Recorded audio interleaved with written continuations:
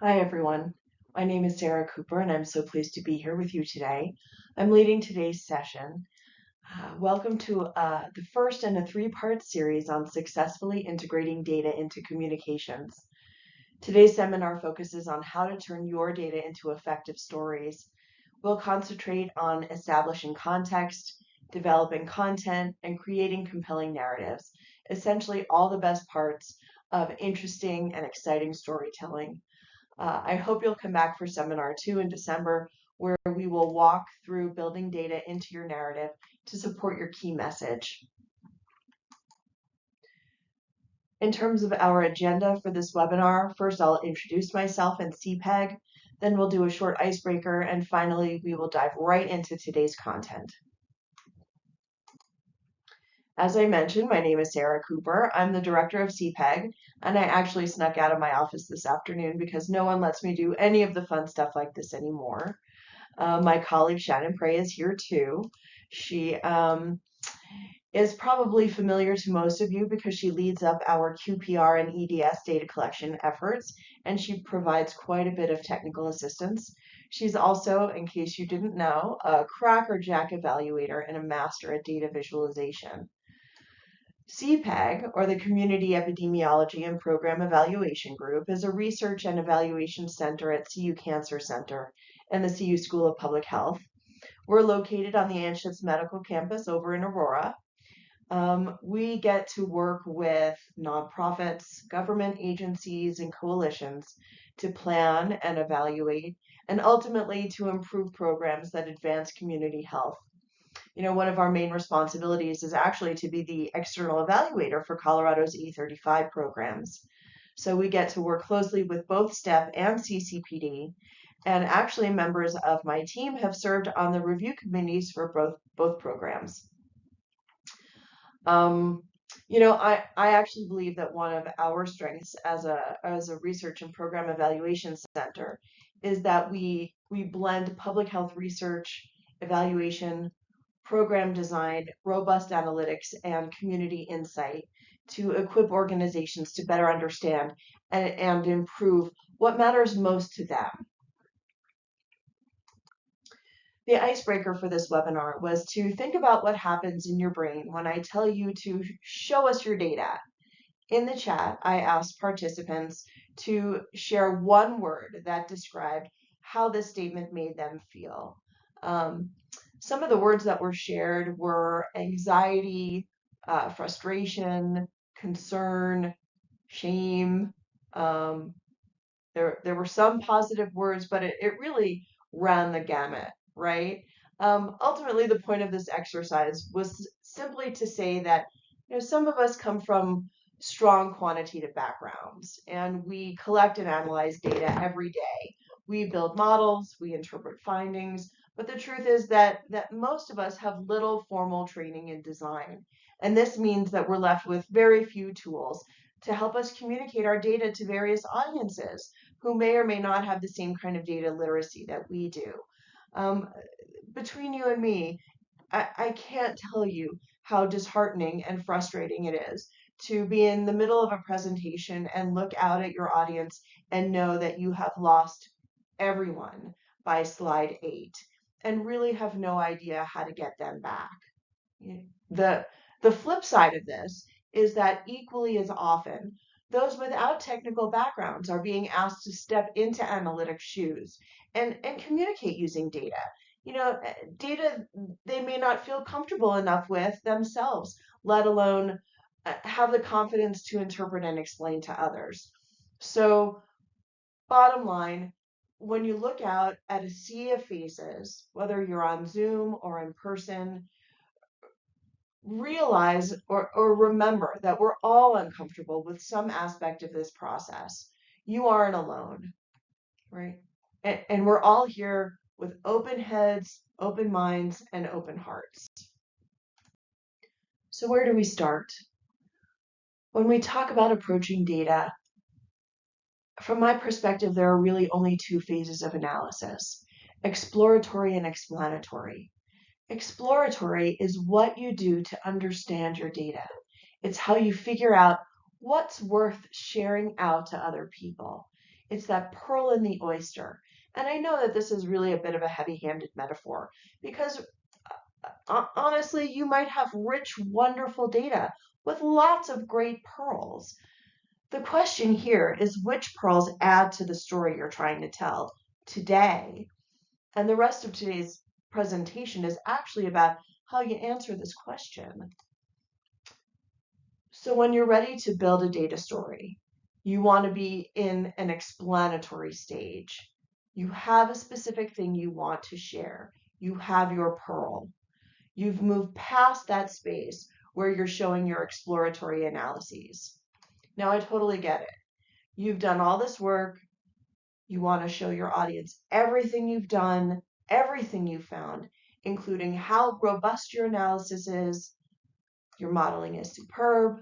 Your error is small.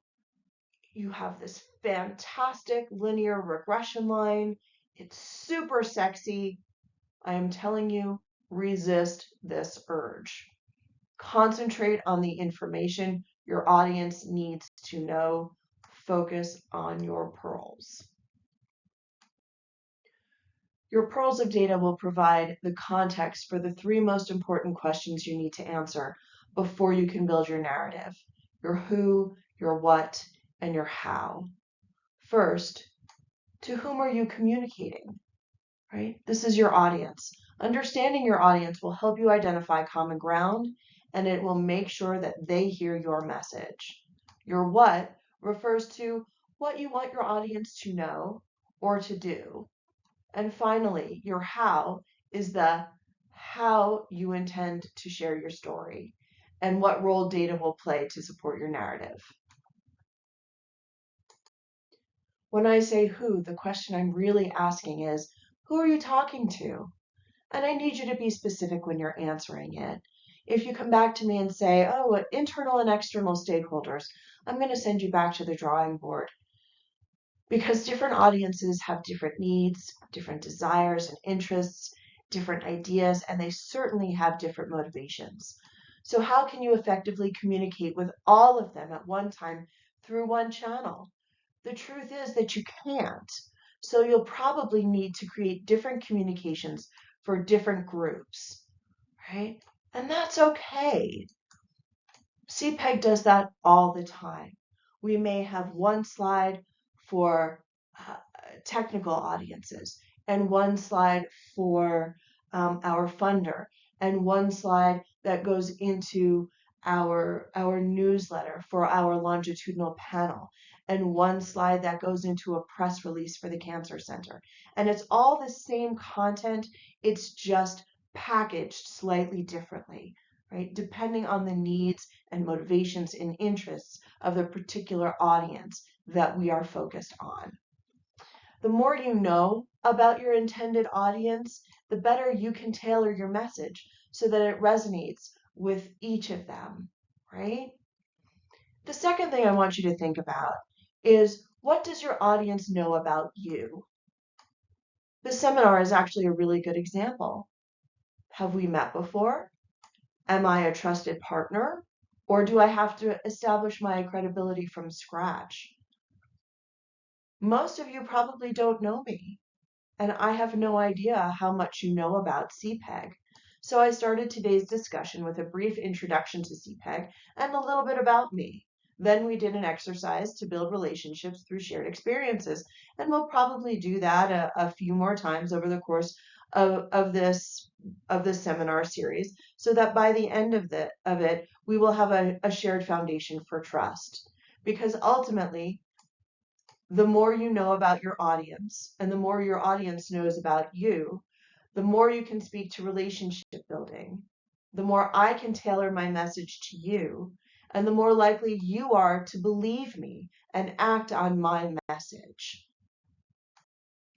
Your what is the message you want to convey to your audience through your communication. It's what you want your audience to know or do. And I've probably already said this 2 or 3 times, and I'm going to say it another dozen times, because knowing your what and defining your what is the linchpin to an effective communication strategy. It is the key takeaway. It is the start and the end of everything that we are talking about today. And if you can't explicitly state what your what is, then you need to step back and think about the purpose of your communication, right? Why are you doing this in the first place? A lot of times, the what is actually where I start because it is hard. Getting it right is hard. And I actually cheat a little bit and I think about my what in the context of why. Why am I here? Why am I communicating? Am I teaching? Am I providing support?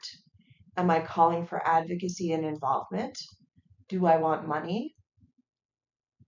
And honestly, I'm the director of a research center. I always want money. So that's usually my default, right? Do I want other kinds of support? And once I've identified that why often leads me right to my what, or at least it gets me down the right path. We have to remember that the message drives everything else. The message drives the data you select because the data supports the message. Now, there may be some circumstances where it isn't appropriate for you to provide a call to action, for example. Instead, think about giving recommendations or suggesting next steps. This is actually a great way to get conversation going in your audience because then your audience has something to react to. That's terrific. You're giving them something that sparks conversation or discussion or debate because you actually want your audience to walk away with more than, oh, well, that was interesting. You want them to chew on what you said. You want them to think about it and mull over it and contemplate it and come back to it and then ultimately act on it. On the side of the slide, I've shared some of my favorite action verbs. Many of them are pretty simple, like try or start or plan or do. That doesn't mean they aren't just as powerful as collaborate or empower. It's something to think about when you're coming up with an implementation plan or a communication strategy. How refers to the communication method. How are you presenting your data, as well as the data themselves?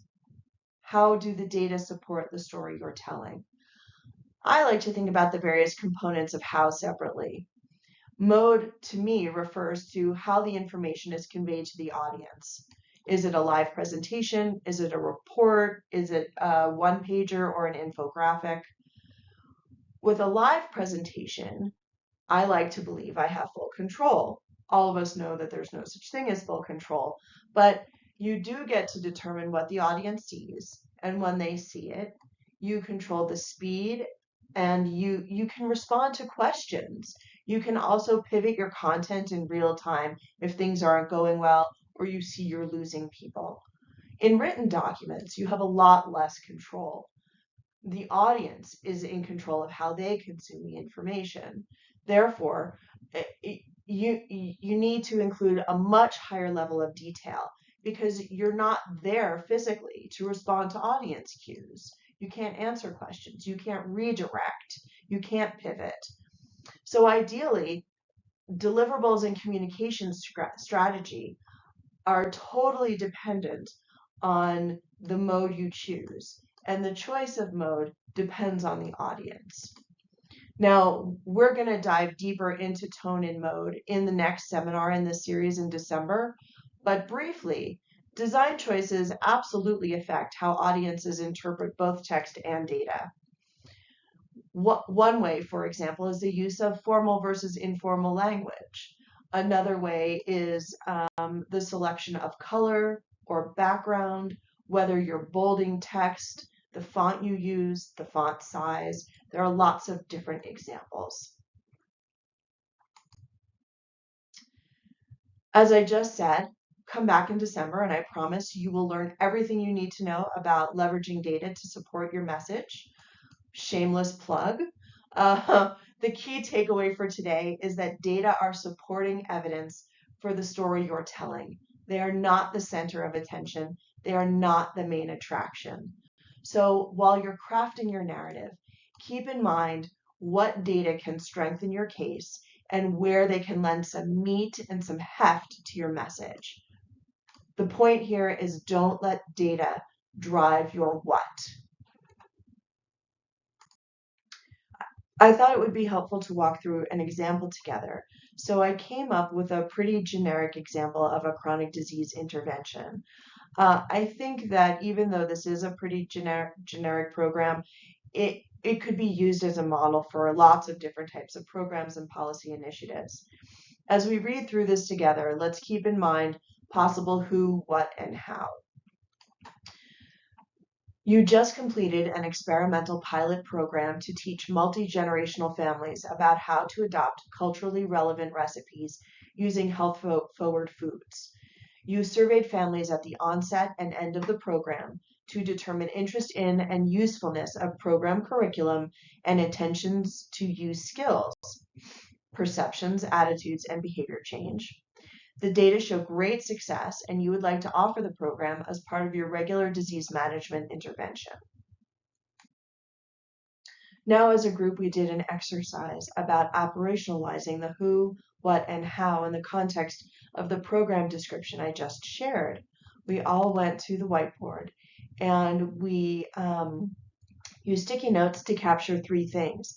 The first was, who are all the possible audiences who might be interested in the program and the information that the program and the information we had to share about the program.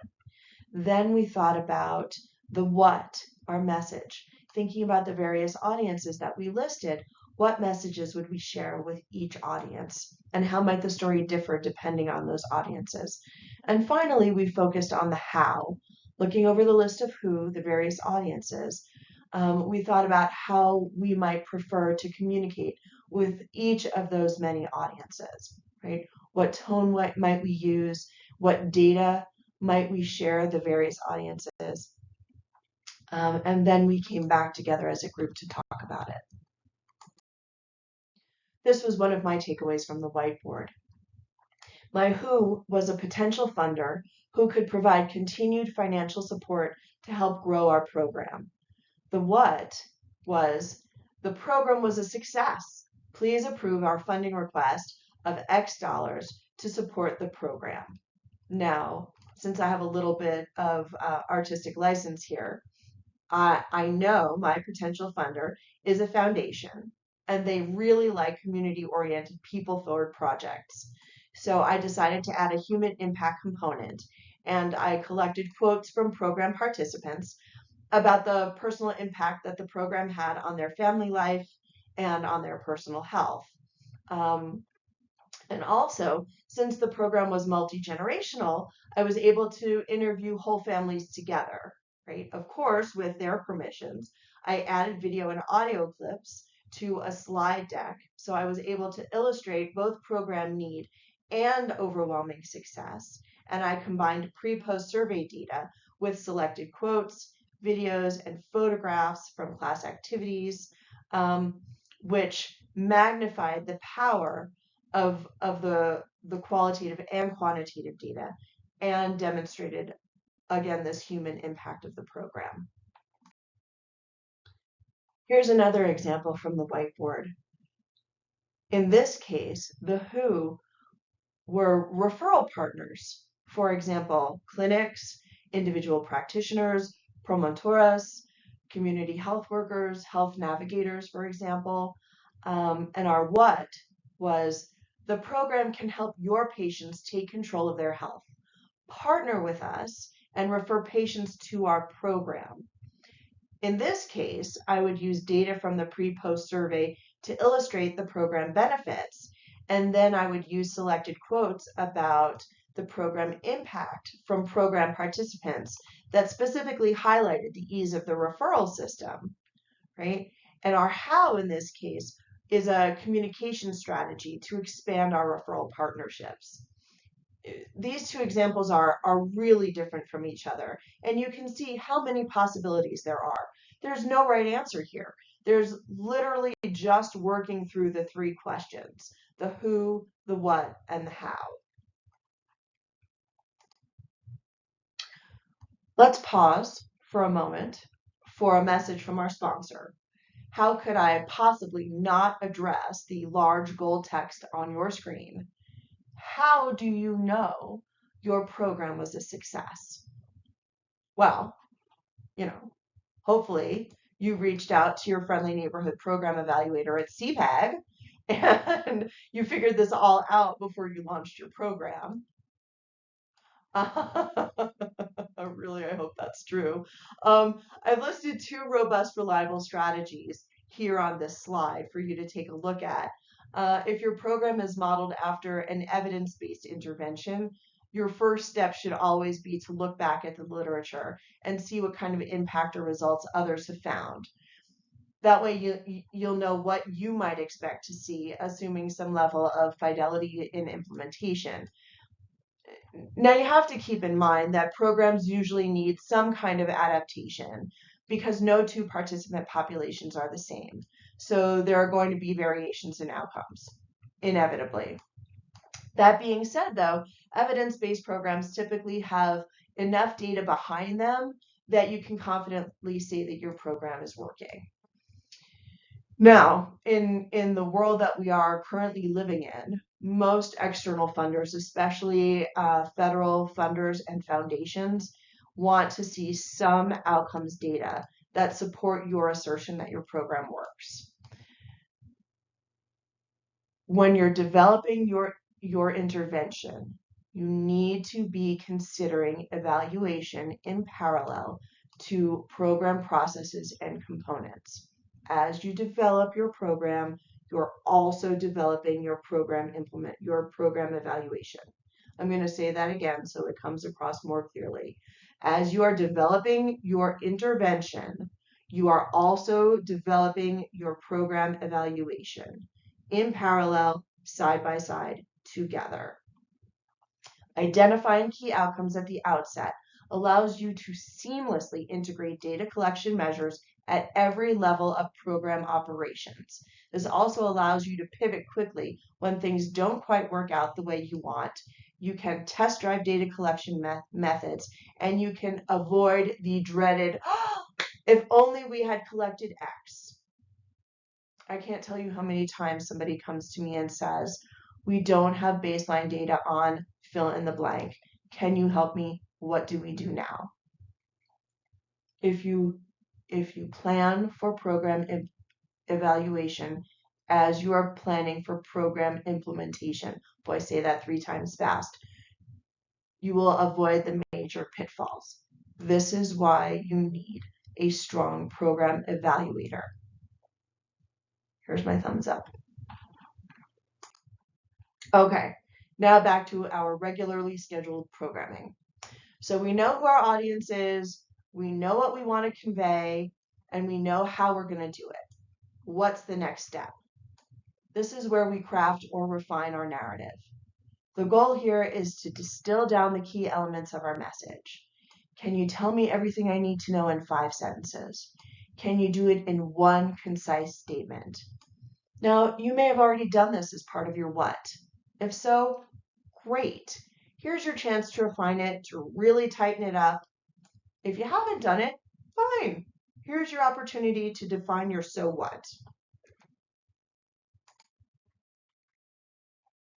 Here's a great example of a big idea, of a so what. Now, some of you may have already done an exercise like this in another setting where you get to introduce yourself or the work that you do in 1 sentence. I had to do this extemporaneously at a tobacco researchers conference, and it was so hard. So of course I thought it would be really fun if we did it all together. And at this point in the webinar, we all went back to the whiteboard and everyone was asked to write 1 sentence that conveyed everything we all needed to know about each person on a sticky note. and share it with the group. And I shared mine, which is I am mother to 3 magnificent daughters, a committed partner, a passionate and dedicated researcher, a lover of good food, good films, good books, and good company, a consumer of all things sci-fi, an aspiring equestrian, and I like to blow stuff up. Now, looking at this picture, you might also think I'm slightly delusional because I see myself as, early 30 something when I am clearly no longer that. Uh, but it's hard to condense everything that you are, everything that you want everyone else to know about you down to one sentence. So then we spend a few minutes talking about, well, what might have made this exercise a little bit easier? Would it have been easier if we had 3 sentences, 3 minutes, for example? Which leads us into the next slide. So you know you've mastered your what or your message when you have 2 things. The first is your big idea, and the second is your 3-minute story. So one way to think about this is as an elevator pitch. And I know that that concept feels so overdone, but I still think it's a useful way to conceptualize this approach to messaging. If you only have a few moments to convince your audience to take action, what would you say? What are the most essential elements that you have to convey to your audience? And equally as important is what isn't essential? What can you cut out? I, I mean,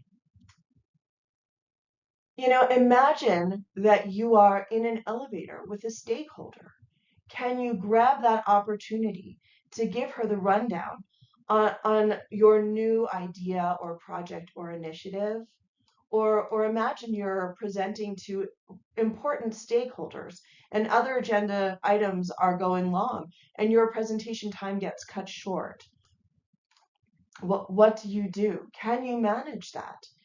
Uh, I don't even want to throw this into the universe, but what would happen if your slide deck crashes and you need to speak extemporaneously to your audience? Hey, that's okay if you have your 3-minute story and your big idea because you know exactly what you need to communicate and you can make it work. The funny thing is that something like this actually happened to me. It wasn't an elevator, it was actually the escalator at the Sewell Ballroom at the DCPA.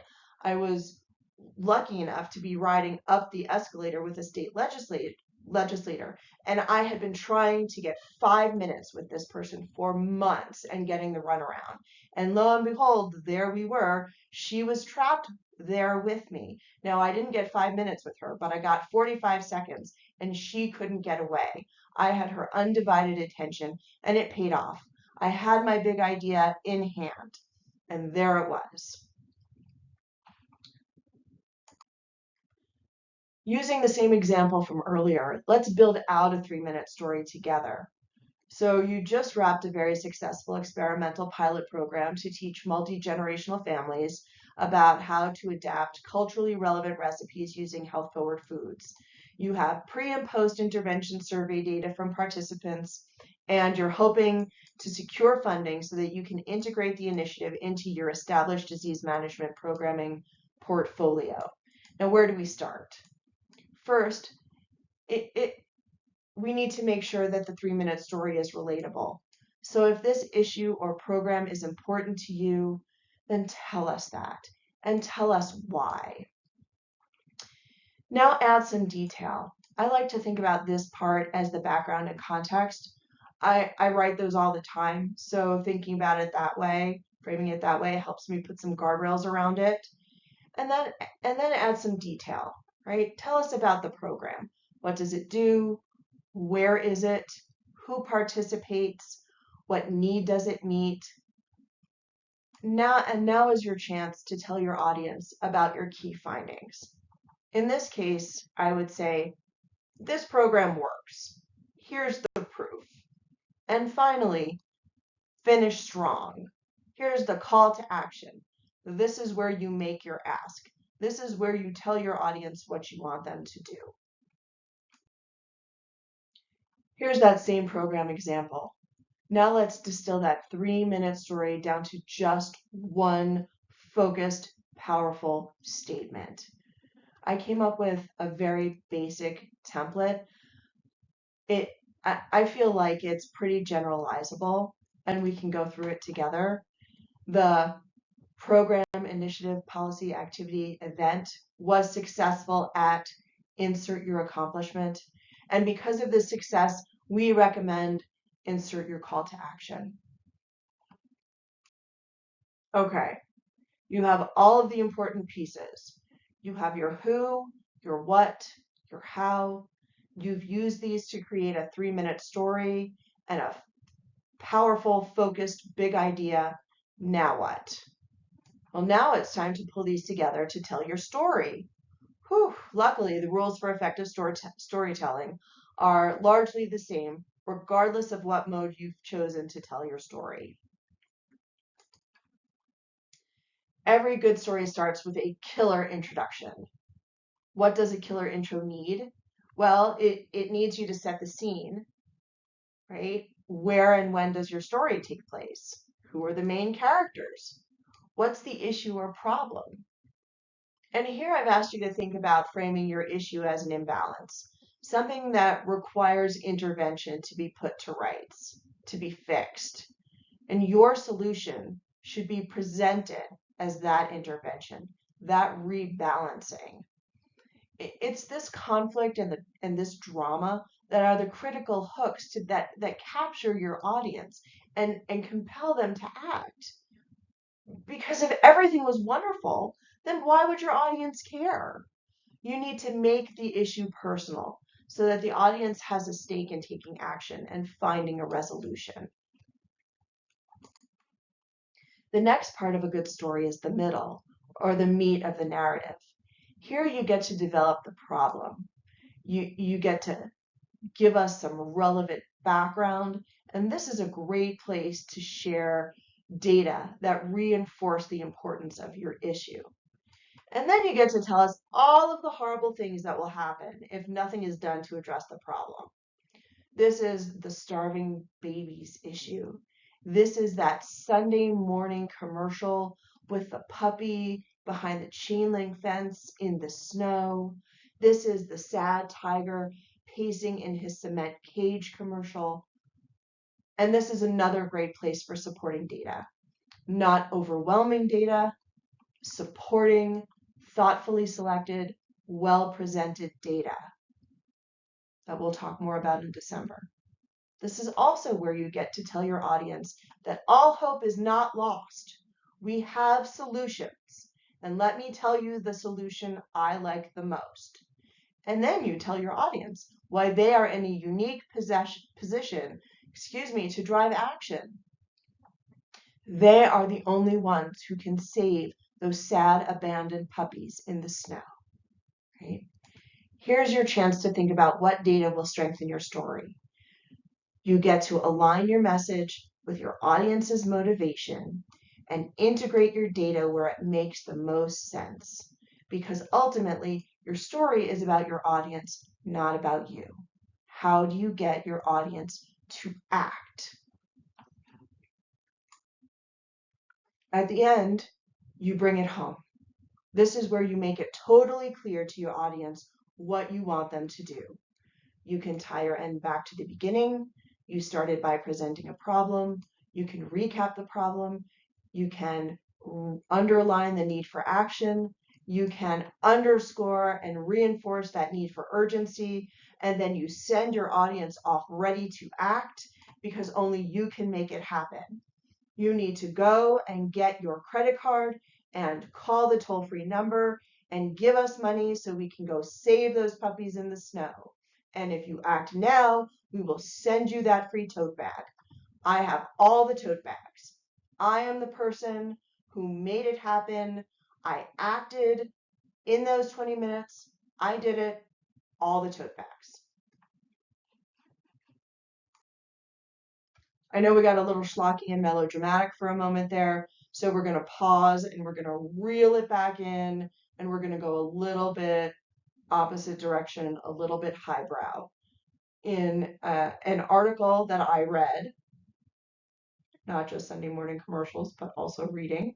I read an article about how to be a good writer by Kurt Vonnegut.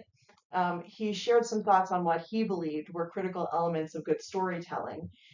He said to be genuine. So if you care about a subject, let that emotion come through your narrative. And we talked about that a little bit already, especially in terms of that 3-minute story. So if it's personal, share that. Share why it's meaningful to you. Vonnegut also said to keep it simple. This is hard and easy. I like to think about this in terms of Shakespeare. I know, right? When is Shakespeare ever easy or simple? But for me, the greatest example of this is Hamlet's "to be or not to be." I mean, who doesn't know that line? If you think about it, no word in that sentence is more than 3 letters long, but the power that sentence conveys just knocks me down every single time. It's so complicated in its simplicity. Vonnegut also says, have the guts to cut. So for me, that means if a sentence or a slide doesn't support your big idea in a new and useful way, then get rid of it. Here in this context, this presentation used to be 65 slides. Now it's 22 slides. And really, it probably should have been 17 slides. So even I am not immune to this particular recommendation. Vonnegut also said to sound like yourself and say what you mean to say. I tell my team, and actually my kids, this all the time. Keep it simple. Be careful about forcing the text. Don't try to sound smarter than you are. Just be clear. And if you aren't comfortable with technical data, share something else. And quite frankly, please use punctuation. Finally, pity the reader. Remember to be patient and sympathetic teachers. Be willing to simplify and clarify. And if I really thought about it, I could edit down Vonnegut, if I were that prideful, into just 3 bullets, which are keep it simple, edit ruthlessly, and be authentic. Okay, you've done all the stuff. Now let's bring it home. Once you can articulate your story clearly in one sentence, creating content for your communication should be relatively easy. Everything you share should support your 3-minute story and your big idea. A storyboard establishes a structure or a scaffold for your communication. Using a high-tech option like PowerPoint allows you to put structure to the story, and it actually cuts out a step because you're building your slides as you go. Low-tech forces you to create and refine content and edit critically before you put anything into a slide deck. I recommend considering using a whiteboard or sticky notes or just plain white paper to begin sketching out key concepts and ideas and details. Because in my experience, I find it easier to strike through a sticky note or crumple up a piece of paper that doesn't really fit the big idea than to delete an entire slide, especially if I've really worked hard on that slide and it's really pretty. A lot of times I find myself trying to find a different place for it and just jamming it in, whether it fits or not. And, what did Vonnegut say? Edit ruthlessly? Yeah. Okay, so back to our favorite disease management program example. This is how I would storyboard my presentation. I start with the issue. Families enjoy cooking together, but find it hard to adapt traditional recipes to nutritional guidelines. I make it personal. I start thinking about what data I can add here to really highlight the human impact. I share selected recipes that families have brought to class. Then I share possible solutions and focus on my favorite solution, which is our pilot cooking program. I describe the program. I share colorful details about the location, the curriculum. I talk about the program leaders. especially the instructor who comes from the neighborhood where the pilot program is located. I talk about our community outreach and our partnerships. I expand on the impact that data can have here as well.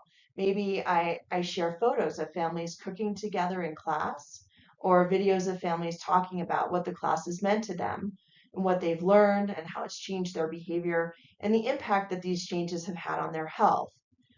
Then I hit the audience with some before and after outcomes data that hammers home the program's success. And finally, I end with my cue to action. The pilot was a success. Let's expand it. We need money to do this. Here in this example of a storyboard, the recommendation is actually at the end, but it doesn't have to be, right? It could be at the beginning. It could be sandwiched in between two pieces of data.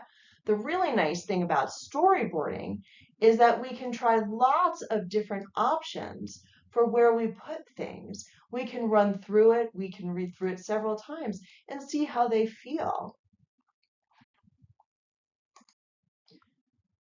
So to sum up, identify your who, your what, and your how.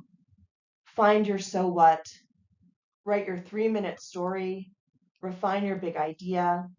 Storyboard your narrative. Select your data to enhance your message. At the end of the day, data should be a tool we use to enhance our message and the meaning and the drive to act. Data should not overwhelm.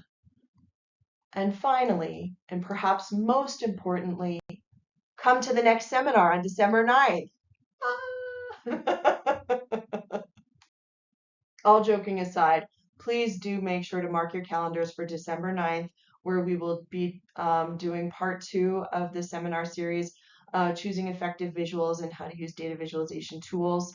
And then on January 20th, we'll be hosting a data visualization workshop where you are please encouraged to bring your thoughts, your numbers, your data sets, and let's design and refine your storytelling techniques together.